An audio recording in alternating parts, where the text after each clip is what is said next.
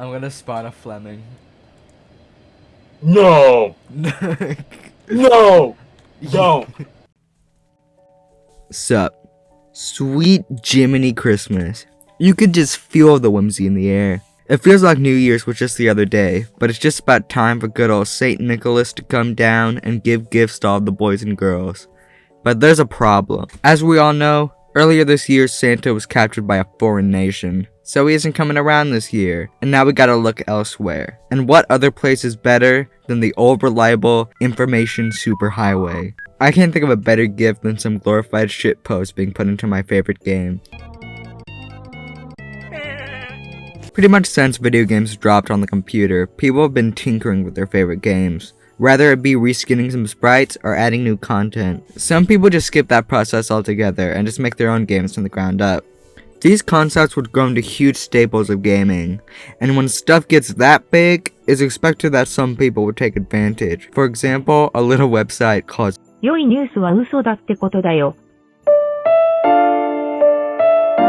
Scratch is a children's programming website owned by MIT. Yes, the college. Designed to get kids into coding early. And yep, it's for kids. It's very simplistic to cater to that demographic, but it's still complex enough to make legitimate games, like this functioning piano.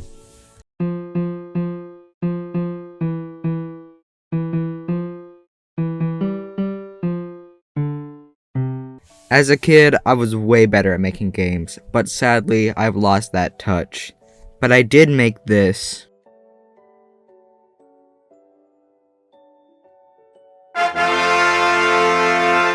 I know. No need to thank me for bringing this masterpiece into the world. Scratch is quite limiting. It gives you the building blocks, and you need genuine skill to make something good, which I don't have. I break up Scratch first because it's the least complicated. You can do some stuff with it, but it doesn't even have a third dimension. But it makes a good launching point for one of our other games. George Washington was in his time in the war while he was in the army. Something that always annoys me is when I go on Twitter and I see a post that goes something like, which is better, Roblox or Minecraft? Or Minecraft is better than Roblox, which that statement might be true. I think it's a completely unfair statement. Minecraft is a game, and Roblox is a game engine. And within that engine, people have made amazing things. The games are made in the Roblox studio. Comes fit with some basic 3D construction tools and the ability to code with a coding language known as Lua. It's a step up from Scratch, but a lot simpler than something like JavaScript, for example. On top of that, you have animation tools, which allow creators to make shockingly smooth animations within Roblox. Chef's kiss. So let's take a look at the games made with these tools. It's not great, or should I clarify, recently it has not been great, and to explain why, I need to talk to you about Robux. This game's premium currency turned to only currency, used to buy items from the avatar shop and game passes. Game passes are pretty much DLC for individual Roblox games. Pretty much since Roblox launch, you had two ways of obtaining Robux: buying them outright and earning them through people that play your game. You have your game passes, but you also have it so if someone plays your game for a long time, you earn Robux directly from Roblox. And this was all fine and dandy, until they added this little feature called the Developer Exchange. The Developer Exchange is a feature that let you make real life money off of Roblox games. And don't get me wrong, this is an insanely good feature. People have become millionaires through this alone. But as people saw the money in that, they changed the site for the worse. Now a lot of the first results when you go on the site are basically mobile games. And you probably know exactly what I'm talking about. And you probably have a sharp pain going through your head right now. It's not all that, but it's a good amount of that, and enough for some people to look past the good games. My favorite game is not only my favorite Roblox game, but one of my top 3 shooters I've ever played. That game being Arsenal. It's good. People don't really realize that Roblox is such a diverse tool, and by extension, a diverse platform. But there are games delivered daily by the truckload that make it hard for some people to find those diamonds in the rough. These games are inherently predatory by nature, being the type to pop an ad on screen every 2 minutes. There are categories to this, and thus I name these games as the Four Horsemen of the Apocalypse. The Ropocalypse. The Robloxalypse? Who cares? Let's explore the first one. Want to make money? Want status? Want to be a CEO of a multicolored tower that's supposed to be vaguely Sonic related? Well, you've come to the right place. The traditional Roblox Tycoon goes a little something like this. You start off with a blank plot of land. A few buttons on the ground to buy droppers. The droppers put materials onto a conveyor belt that are put into some sort of furnace and converted into money. You use this money to slowly build up your tycoon, and emphasis on slowly. This is the main reason why these games are popular to make. Not to say every tycoon is like this, but most are. Think of this as true neutral. Next up. ¡Qué vergada! ¡Se me fue el puto internet! Have you ever played Minecraft parkour? Yeah? Obbies are that, but for actual toddlers. Like, Obby is short for obstacle course, but most ones I've tried just put random sections of walking, like the obstacle is not letting the intrusive thoughts win. And the thumbnails to get you to click on the games are so bright that I can still see them when I look away. And the worst part is that they're not even fun. Like, there's no enjoyment there. And they're really long, some taking hours to complete. I declare this lawful evil. Can I have cheeseburger, please? Cheeseburger. Cart rides are so fun. The main concept is riding on a minecart to get somewhere, and that by itself is boring, but playing with other people is something else, man. You can either try and play this game and get to the end dodging griefers, or the funnier option, be the griefer. The carts usually have some buttons to control speed, so you can just go up to someone's cart and knock them off the course, or use your cart to ram into them. And this one has it, so if your cart takes enough damage, it explodes, which is just great. Chaotic evil. And finally,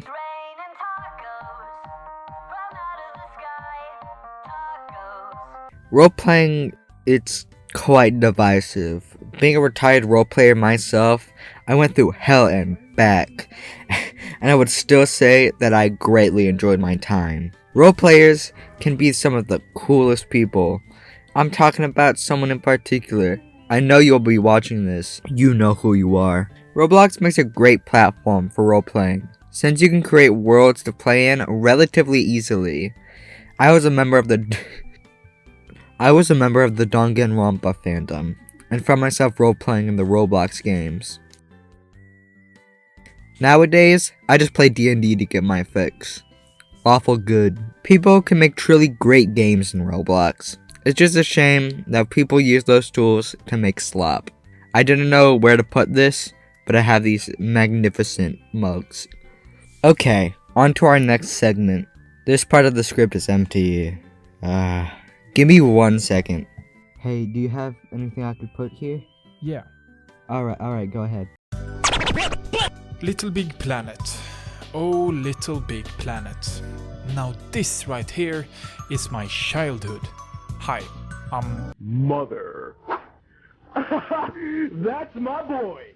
but you can just simply call me Amazon. Today I will, after basically begging to be in a Jany video, tell you a little about Little Big Planet, a game I played to death on the PlayStation 3. To those who don't know what Little Big Planet is, here's a dumbed down explanation that for some reason starts with a question. Have you ever played Super Mario Maker?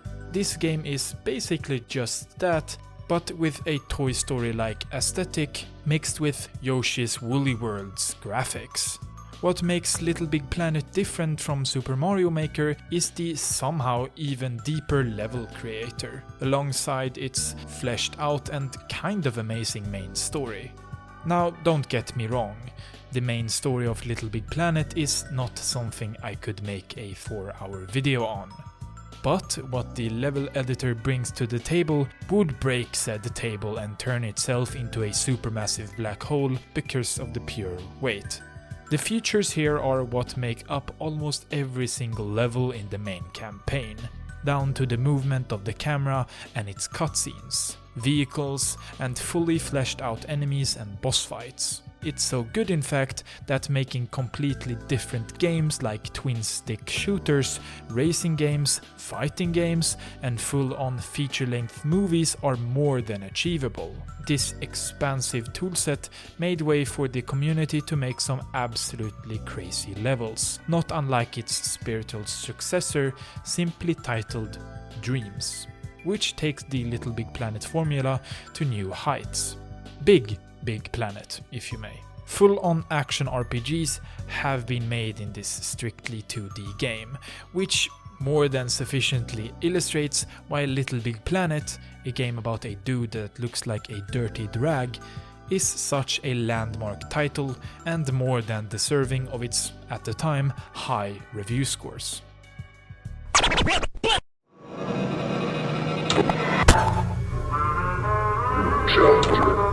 Garrys Mod, often referred to as simply Gmod for short, is a mod for Half-Life 2 that converts it into a physics sandbox. Created by Gary, who would have guessed. But before Garrys Mod, there was another, JB Mod. Just by looking at its official website, oh wait, you can't look at the website because I have to censor most of it for YouTube. So maybe that gives you an idea why Garrys Mod ended up on top. So what was so good that I had to fight over it? Well, Half-Life 2 was revolutionary in many ways, but most relevant to what I'm talking about is its physics engine. Today, it might seem trivial, but man, back when it came out, there was nothing like it. And a fledgling developer by the name of Gary Newman, not that one, the other one, went to mod Half-Life, which was, and still is, a popular way to make games. But usually when people mod, they're making a story game, whether that be original or an extension of the Half-Life universe.